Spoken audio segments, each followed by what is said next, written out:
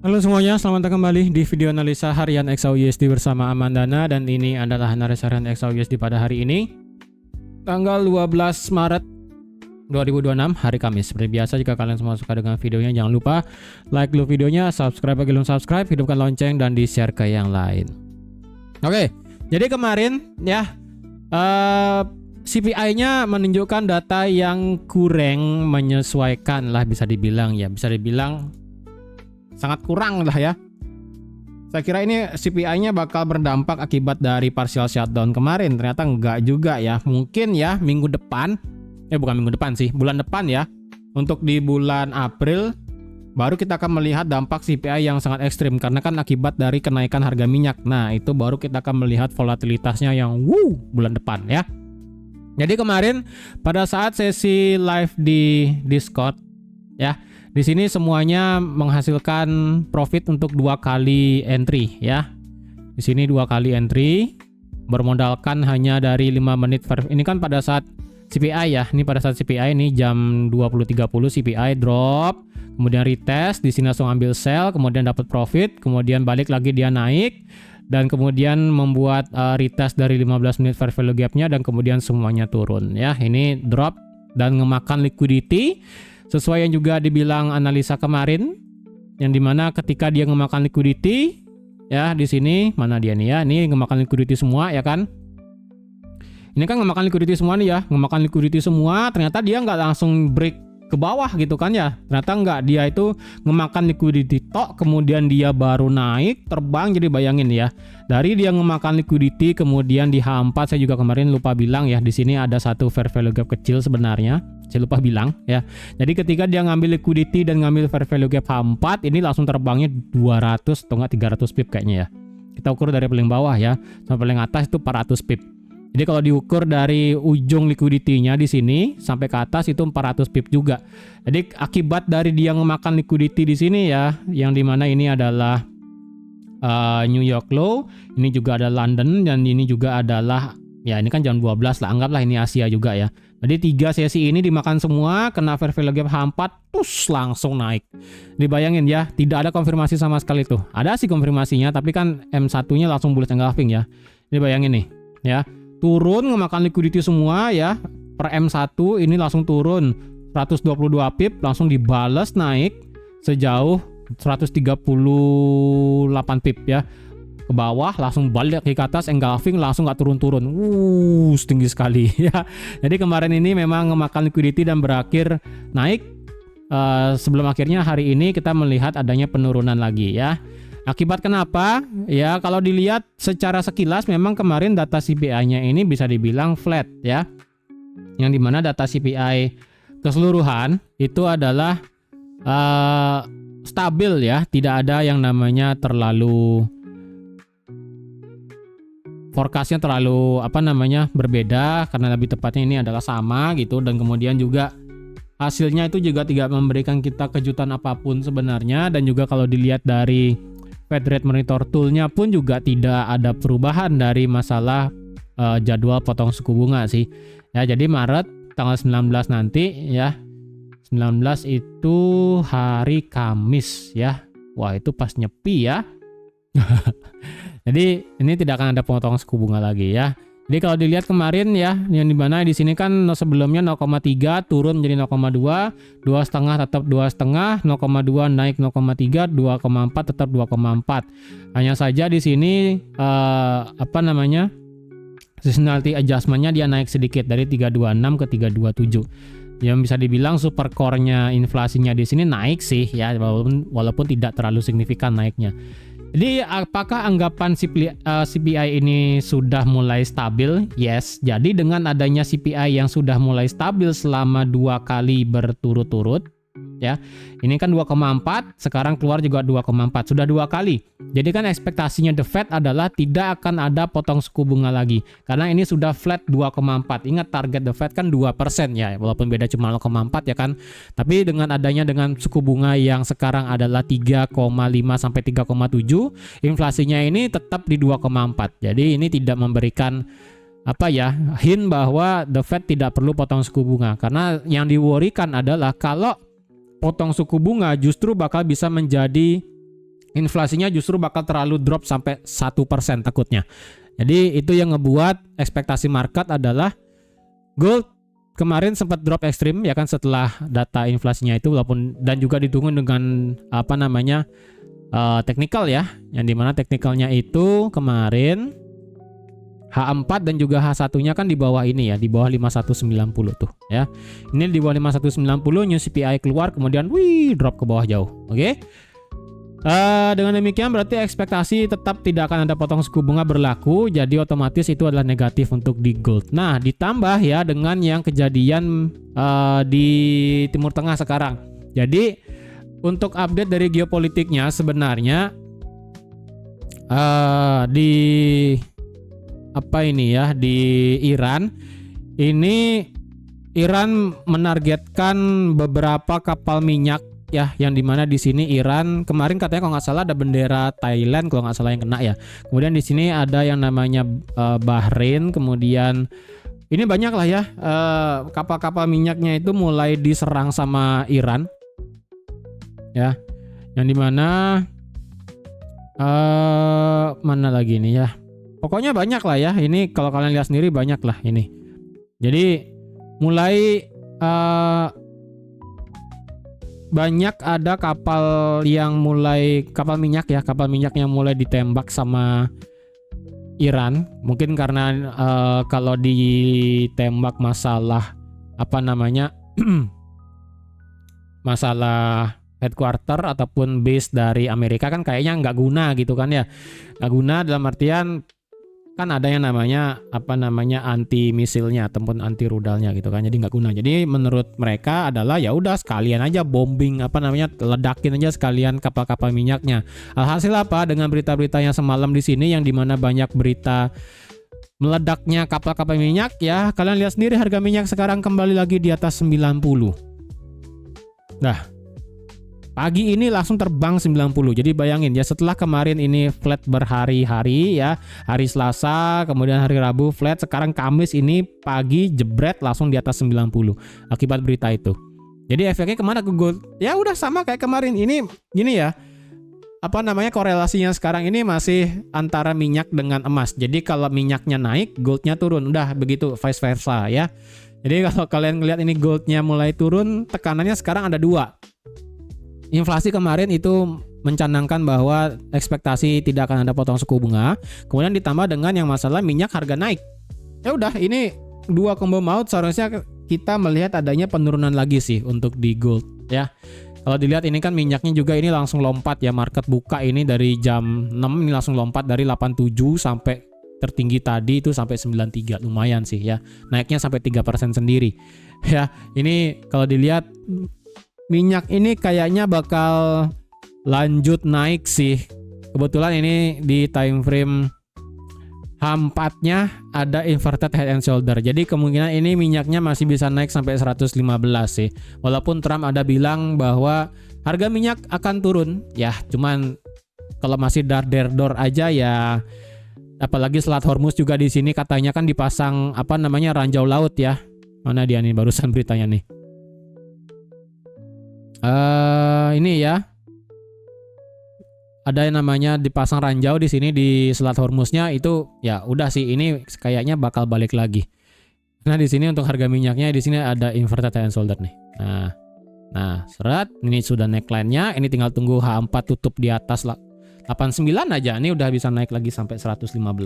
Gold kemana? Iya, otomatis gold pasti akan turun lagi.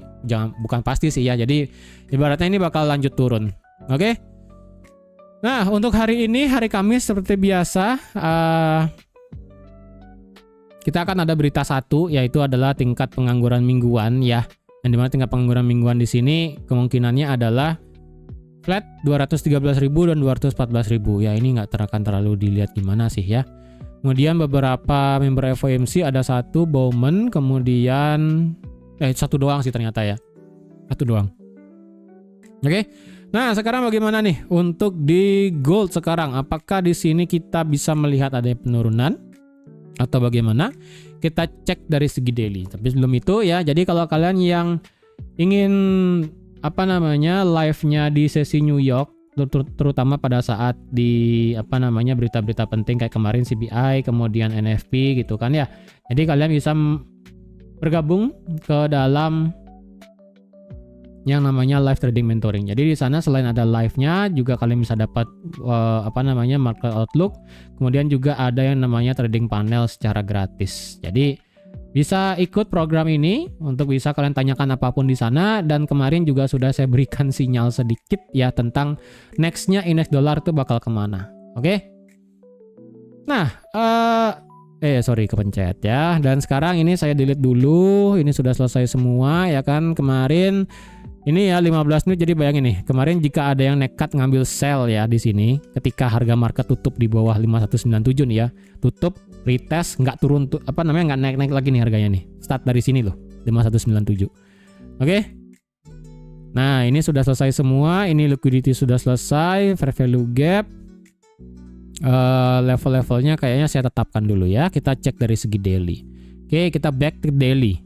Back ke daily kalau kita lihat, well, ini masih intact ya. Mungkin kemarin ada nggak yang ngide ketika marketnya itu kemarin naik ya. Karena kemarin kan marketnya itu naik jam 11, ini kan masih kisaran 5.200-an ya. Jam 11, jam 12 ini sampai jam 2 ini kan masih 5.200. Mungkin ada yang ngide ngambil swing sama kayak saya ya, mungkin diperhitungkan sekali lagi ya risknya. Jadi saya pribadi ada swing di 5228 dengan SL-nya sudah saya bilang kemarin, dengan target back to 4.000. Ya entah itu kapan terjadinya. Tapi kalau kena ya bagus, kena TP, kalau kena SL ya udah gitu. Dari segi daily ini tidak ada perubahan sama sekali ya, tetap ini adalah support dari segi daily, ini tidak bisa diganggu gugat sekarang ya di 5.083,5. Ini saya pakai sebagai resistance become support yang valid karena sekali lagi ini sudah dites berkali-kali. Oke, ini sudah dites berkali-kali, jadi ini adalah valid luar biasa dari 5.083. Adapun penurunan ini akan menjadi yang namanya cukup dropnya kenceng ke bawah. Nah, minornya di sini karena kita sudah bolak-balik ya, berarti di sini kita mendapatkan satu minor resistance become support sebenarnya yang ada di harga ini. Sebenarnya nggak terlalu bagus sih. Ya, ini literally tengah-tengah nih. Nama saya pakai karena kalau dilihat ini kan berdasarkan pantulannya itu ada di sini. Kisaran 5140 ya, walaupun sekali lagi ini areanya nggak terlalu bagus ya. Ini saya ngelihatnya hanya based on pantulan dari segi line chartnya ya. Ini ada mantul di sini ya kan 41, kemudian yang mantul di sini 40, dan di sini mantulnya kisaran 39. Jadi range-nya adalah 39, 40, 41 dari segi daily. Ini adalah immediate ya, immediate resistance become support yang ada di time frame daily. Kalau pakai candlestick, kalau pakai besaran areanya ya, berarti kita maksimumnya sampai di 5141 sampai bawahnya adalah 5139.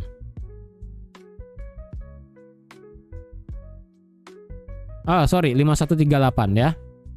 Ternyata kurang turun lagi dikit, 5138. Nah, berarti sebesar ini ya. Jadi ini adalah range untuk masalah resistance become supportnya di time frame daily sebagai immediate ataupun sementaranya ya. Jadi kalau ada body candle close di bawah 38, ini kok 38,33, di bawah 38 ya, berarti ini akan menjadi kecenderungan marketnya akan kemana ya, otomatis akan mengejar 5.083 lagi. Karena sekali lagi ini daily kita tidak ada fair value gap ya. Kita dari segi daily tidak ada fair value gap, ini stabil aja. Ketika dia drop ini sideways, breaknya itu 5041, ketahan 5038, balik lagi naik, dan sekarang turun lagi. Jadi ini ada dua kotak ya. Kalian mau nganggap kotaknya ini ada di sini yang pertama, ataupun kalian ngeliat kotaknya di sini ada dua. Nah, jadi ini ya untuk area kotaknya sekarang di sini dari range 5138 sampai 5083, atau nggak ke atas dari 5141 sampai 5190. Udah itu, oke? Dari segi daily tidak ada perubahan. Indikator kalau dicek masih flat juga, stokastik dan juga RSI-nya, tapi dari segi stokastiknya ini 4947 sih, mulai keluar dari 50 ya, udah mulai condong ke bawah, di bawah 50. Cuman apakah valid ini masih belum kelihatan. Oke. Dari segi H4 sekarang ingat ya, ini 5141 dan 5138 adalah daily. Oke, ini akan saya hapus deh angkanya ya. Ini akan saya hapus dan ini akan saya pakai, ada teksnya adalah daily. Ya, daily di sana. Oke. Back to H4. H4 gimana? H4 kita tetap dalam kondisi internalnya adalah bullish ya. Di sini masih sama, di mana ini adalah change of karakternya. Oke. Yang dimana H4-nya ini masih adalah high low high. Oke, masih begini, masih sama pergerakannya. Tapi kalau kita lihat sekarang adalah kita sih di sini ada satu kecil banget fair value gap sisanya di sini ya nih. Kecil ini nggak tahu nih ini bakal di respect atau enggak nih ya. Ini nggak tahu nih bakal di respect atau enggak sama harga nih ya, kecil banget nih di harga 5.116 nih. Apakah di respect atau enggak tahu deh ya. Yang penting di sini fair value gapnya yang ada di sini ini sudah ditembus. Jadi ini sudah selesai fair value gapnya. Oke. Untuk masalah support resistance H4 kalau dilihat ya ini agak susah sih ya. Kita H4 masih sama resistannya itu di 5190. Jadi selama harga masih di bawah 5190, biasnya ini akan masih cenderung ke bawah, mengejar sampai mana? Karena ini fair value gapnya sudah selesai, berarti kemungkinan adalah mengejar sampai di 61,8 kayaknya ya. Untuk VIB-nya kalau yang secara textbook ditarik dari sini sampai sini, berarti mengejar 61,8 berarti sampai 5100. Ya. Coba nanti kita lihat ya 6100 ini ada apa? Karena 61,8-nya di sini. Kemudian kalau kita pakai pada saat dia meledak di sini itu adalah 78,6 ya 5099. Jadi ini kemungkinan marketnya akan bisa lanjut nge-grab sampai 5100 penurunannya, cuman kita perlu lihat dulu di mana gitu kan ya. Untuk support H4 ya, ini sih berarti ini H4 ya, saya lupa kemarin saya buat nih. Ini H4 berarti ya kisaran 5135 ya. Karena harganya ketahan di sini ya. Historinya ketahan di sini, ketahan, retest, breakout, balik lagi, ketahan, breakout, terbang. Nah, kan ini apa namanya? 5135-an lah. Walaupun angkanya nggak bagus banget, apa itu 5135 ya. Kalau mau agak katasin mungkin 51, kalau mau dicari areanya ya dari 5132 sampai 5136, 40 pip lah ya.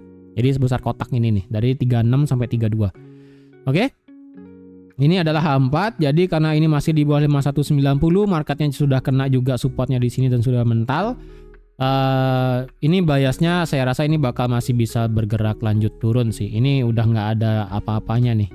Ya ini juga liquidity sudah dibabat semua ya kan. Ini yang semalam juga sudah dibabat. Ini dia ngebuat liquidity baru lagi ya, sesi Australia nih ya, baru buka dia kan langsung drop ke bawah kemudian langsung nge-spike naik. Nggak tahu dah ya ini sesi apa ini ya, pakai sesi Asia atau sesi Australia. Oke, ini H4 masih begini aja, masih sama, biasnya ini bullish ya. Ingat H4 tuh masih dalam kondisi high low high, masih begini ya. Jadi bias H4 ini masih bullish secara internalnya. Kalau kita lihat secara indikator, H4 stokastik mulai merembet ke bawah, sedangkan dari segi RSI sudah drop di bawah 50. Nah, ini nih ya. Ini agak sedikit telat dari segi stokastiknya. Biasanya stokastiknya yang duluan, ini tumben stokastiknya telat. Jadi secara momentumnya ini sudah mulai hilang, tapi secara gasnya ini belum ke bawah. Jadi kalau momentumnya hilang ditambah dengan gas, ini bakal cepat turunnya. Lebih tepatnya adalah satu tarik ya, beneran satu tarik. Bisa kayak satu candle doang ya, satu candle doang ngetes mungkin 5100 kemudian dia bisa mental lagi. Karena kan biasanya itu stokastiknya lebih cepat. Ya, stokastik ketika cepat itu bagus ketimbang daripada volumenya. Jadi masalahnya sekarang RSI-nya sudah drop 250 sedangkan dari segi stokastiknya masih 6861 sih. Ini agak masih volumenya ataupun speednya masih kurang sih. Cuma ini tanda-tandanya kayaknya bakal jemput 5100 sih. Tapi kalau dia nyemput 5100 tetap tidak merubah pandangannya ini menjadi bearish ya. H4 tetap ini adalah change of karakternya. Tetapi kalau kalian ingin ngelihatnya per satu candle, jadi di dalam internal yang ada di dalam internal. Nah, kalau kalian ngelihatnya per satu candle, sebenarnya sekarang ini adalah bearish pergerakannya. Why? Ya. Kalau ngelihat per satu candle dan juga di dalam internal yang ada di dalam internalnya lagi, Sebenarnya ini marketnya adalah bearish sekarang. Kenapa? Karena kalau dilihat ini adalah marketnya ngebuat, kita tarik dari sini. Ini bisa kalian pakai bisa enggak ya, tapi kalau kalian ngeribet ngelihat nariknya swing dan sebagainya, internal dan internal lagi gitu kan ya, nggak usah dipakai juga nggak masalah. Tapi kalau kalian mau cari pandangan bearishnya benar atau enggak, ya ini juga bisa benar, tapi point of view-nya itu sebesar ini doang ya. High, low, high. Ini sudah change of character, lower high dan lower low. Ya, jadi di sini sebenarnya sudah terjadi change of character. Red. Nah, di sini ya, di sini sudah terjadi change of character secara internalnya. Cuman perlu menunggu body candle close di bawah 5153,95. Udah, tinggal menunggu body candle close di bawah itu doang. Dengan adanya body candle close di bawah ini, secara internalnya ini berarti sudah change of character, marketnya akan dominan untuk lanjut bearish dengan target sampai 5100. Dan jika ditambah ada H4 juga nextnya tutup di bawah 5135, berarti ini akan ada double confluence, targetnya kan bisa sampai 5100 atau mungkin langsung menyentuh daily supportnya di 5083. Oke. Jadi bisa begitu. Kalau ada body candle close di bawah seperti ini, secara H4 di bawah 5135, ya ini marketnya bisa antara 5100 atau sekalian ke bawah sampai 5083. Gitu ya. Kita cek sekarang secara H1. H1 kalau kita cek berdasarkan higher high dan higher low ya. Kemarin itu ya saya lupa ngasih tahu sih sebenarnya secara struktur ya.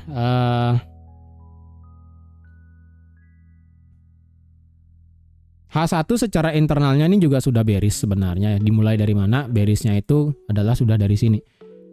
Ini adalah high ya, low, ini high, ini low, ini high, ini low, ini high, ini low. Jadi kan sudah ada change of character nih. Ya, di sini change of karakternya. Di sini ya kan. Kemudian dia retrace naik, SWOT, kemudian dia turun. Nah, berarti kan di sini sudah ada body candle close di sini ya kan. Nah, sudah ada body candle close di sini, marketnya langsung break ke bawah dan di sini ada yang namanya break of structure. Barusan terjadi break of structure. Berarti secara H1 internalnya ini adalah bearish ya, karena ini adalah break of structure. Nah, berarti sekarang Berarti sekarang ya kalau kita breakdown secara market structure, daily masihlah bullish, tetapi dalam internalnya yang di dalam daily sudah bearish. Oke. Jadi internalnya adalah so far masih bullish, tapi di dalam internalnya lagi itu dia bearish. Jadi ini secara daily-nya ini satu sama. Oke. Ingat ya, daily-nya itu internalnya kalau mau versi besarnya tetap ini adalah ke bawah. Oke, ini adalah bearish. Tapi di dalam internalnya bearish, ini adalah bullish. Oke. Tapi di dalam internalnya bullish terdapat sudah bearish yang dimana dia ngebuat high, lower low. Jadi secara eksternalnya sudah bearish, secara minornya lagi teman di dalam internalnya ini sudah bearish. Jadi kalau ngelihat ini 21 skornya adalah bearish, ya silahkan. Cuman saya nggak perlu ngelihat ini sampai ini sih, ya. Saya perlu yang namanya internalnya ini beneran berubah menjadi bearish, bukan internal yang ada di dalam internal. Kenapa? Kalau internal dalam internal tuh bakal ribet ngelihatnya. Jadi kalau pandangan daily supaya bisa beneran bearish adalah wajib ada close di bawah ini. Baru ini akan inline dengan majornya yang ada di sini. Selama tidak ada break dari sini, skor dari daily masih sama satu sama. Ininya bearish, internalnya bullish. Tapi kalau kalian point of view-nya pendek, ya berarti ini internalnya dalam internal adalah bearish. Oke. H4 sama kayak daily. Internalnya dan di dalam internalnya adalah bearish. Kecuali H1. Kalau H1 ini sudah bearish. Nah itu aja sih. Jadi H4 dan daily ini sama view-nya ya. Internal di dalam internal, cuman dari segi H1-nya ini beda sendiri. Nah kalau gitu gimana? Apakah kita bisa ambil buy atau bisa ambil sell? Buy oke, nggak masalah. Karena kan dari segi H4 ini masih dalam kondisi range-nya bullish. Kalian ngelihatnya sell berarti point of view-nya adalah dari segi time frame H1. Udah gitu aja, ya simple. Kalau kalian ingin cari sell, berarti kita menunggu yang namanya market itu membuat lower high yang baru dari segi time frame H1 ya. H1 sekarang ini change of character H4 ya. Ini change of character H4 di entar ini 86,4. Ya, ini ya. Ini adalah change of character internalnya ya, yang tadi saya buat di sini ya. Ini bisa di-delete juga, terserah kalian mau pakai atau enggak, oke. Secara H1 berarti kan sekarang begini H1-nya nih. Low, lower high, lower low, lower high, dan lower low. Oke. Kalau kita ingin mendapatkan yang namanya lower high yang baru di mana gitu kan ya. Sekarang sih marketnya sedang meretest dari fair value gap H1 ya, di sini tuh ya, sedang dites. Dan kebetulan juga ini marketnya sedang ngetes dari support sebelumnya yang ada pada saat CPI kemarin yang kisaran ada di kisaran harga 5165 ya, 5165-an. Di sini. Oke.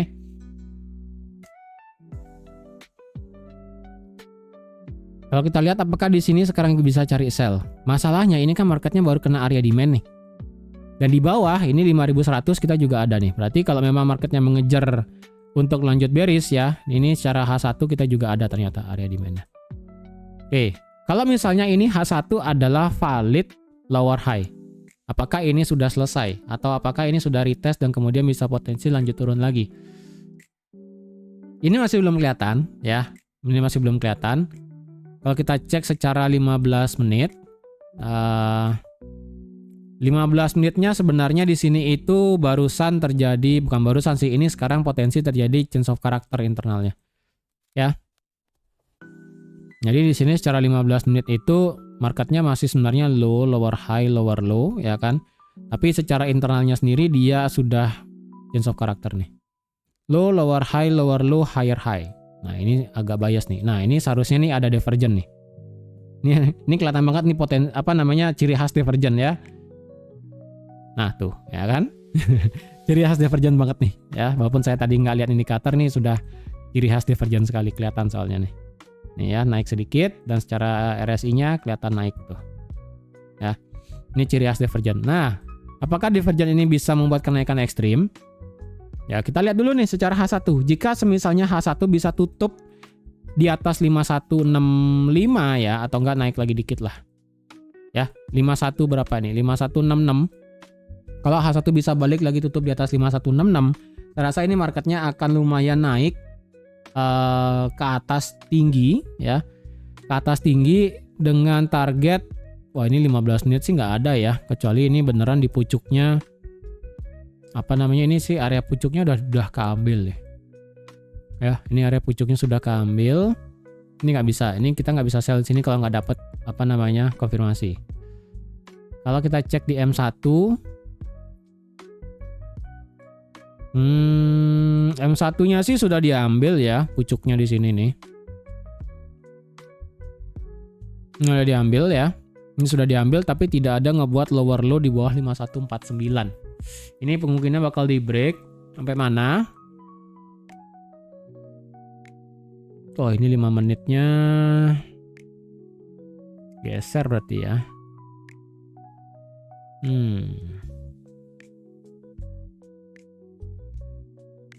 Wah, menarik nih M1-nya nih. M1 ada satu hal yang menarik sebenarnya nih ya. Ini dia ngebangun liquidity nih banyak nih. Ini ada liquidity ya. Sini ada liquidity, mantap banget. Oke. Kemudian di sini juga barusan akhirnya dia ngebuat liquidity di sini, seret. Ya. Enggak, ini 2 juga boleh lah, 2 ini aja nih. Tuh. Kalau gitu di mana kita bisa sell kalau misalnya kalian ngide untuk cari sell. Nah, jika misalnya marketnya ini berubah menjadi berubah menjadi bullish lagi ya. H1 berarti wajib ada di atas 5196. Maka ini akan menjadi change of character dari segi H1 H1 internalnya. Berarti ini H1 break di atas 5196 dan H4 balik lagi di atas 5190. Berarti ini ya udah Marketnya akan kembali lagi bullish dengan kondisi berarti mengejar 5.200 lagi, mungkin sampai resisten ngetes ini lagi. Well, nggak tahu dah. Ya. Intinya H1 kalau ini memang mau mau bullish, dia wajib di atas 5196 dan balik lagi di atas 5190. Itu sih secara support resistannya. Kalau mau cari sell karena ini sekarang adalah masih bearish, jujur kalau mau cari sell sih harapan sekarang cuma satu di sini, di 75-an. Ya, di sekitar 75, itu pun di time frame 5 menit. 15 menitnya udah nggak ada apa di sini soalnya nih ya, kosong. Tidak ada fair value gap juga. M1-nya pun ini ya adalah 5171 di sini ya. Ini 5171. Cuman lebih baik agak ke atasan dikit lah, kisaran 5175 sebagai angka psikologi juga. Jadi yang gini untuk cari sell ya, harap diperhatikan. Ini sebenarnya kalau kalian cari sell ini sedang melawan kondisi H4-nya yang masih strong bullish, walaupun internalnya adalah bearish. Cuman dari segi supply demand barusan dia mantul dari H1 demand-nya. Jadi mantul H1 15 menit divergent, ini wajar naiknya gila. Ya, jadi kalau ada yang ngide untuk cari sell, mungkin bisa di sini di atas, atau enggak lebih baik ya H4 di bawah 5135. Biarpun telat nggak masalah. Yang penting kita sudah terkonfirmasi marketnya akan mengejar 5100 di sini. Itu sih. Oke? Lebih baik kalau mau cari sell, tunggu di bawah, baru cari sell. Tapi kalau mau cari di atas, yang penting marketnya nggak balik lagi di atas 5190. Ya naik-naiknya mungkin sampai 5180 ya kan, ini sudah 5170 nih. 5175 gitu kan ya, terjadi pembalikan. Nanti kalian bisa cari sell. Tapi kalau misalnya nggak dapat gimana? Ya udah jangan dipaksa buat sell gitu kan. Berarti potensinya adalah kalau dia naik. Kalau dia naik kayak begini, berarti ya udah kita switch untuk cari ambil posisi buy dengan target berarti ya udah sampai 5238 untuk ngetes ini lagi. Ataupun adalah sampai tertingginya. Nah, sampai sini ya. Ini H4 area supply-nya nih. Sweat. Ini kan tadi ada 15 menit fair value gap dan H4 terakhir fair value gap, ya kan? H4 fair value gap 15 menit area supply. Jadi combo maut ada di 5263. Terserah kalian mau nanti switch buy ketika marketnya balik lagi di atas 5200 dengan target sampai sini, serah. Atau kalian mau target sampai sini, bebas lah. Oke. Jadi hati-hati hari ini bisa aja ini terjadi ketidakpastian yang dimana marketnya pura-pura fake out, breakout tapi balik lagi ke bawah, bisa juga. Jadi jangan sampai tergoda ataupun sampai terlena ya. Ingat ini marketnya kocokannya sedang ekstrim ya. Adapun berita tentang geopolitik Iran, tentang minyak lagi, ini bakal bisa di switch lagi. Adapun tentang Trump lagi, ini bisa dipindah lagi, bisa geser lagi ya. Jadi intinya hati-hati sekarang, jangan sampai gegabah untuk ambil posisi. Oke, jadi sekian dulu untuk analisa XAUSD pada hari ini. Terima kasih sudah menonton video sampai habis. Terima kasih juga sudah like, share, dan subscribe seperti biasa. Dan sampai jumpa lagi di analisa harian XAUSD selanjutnya. Bye-bye.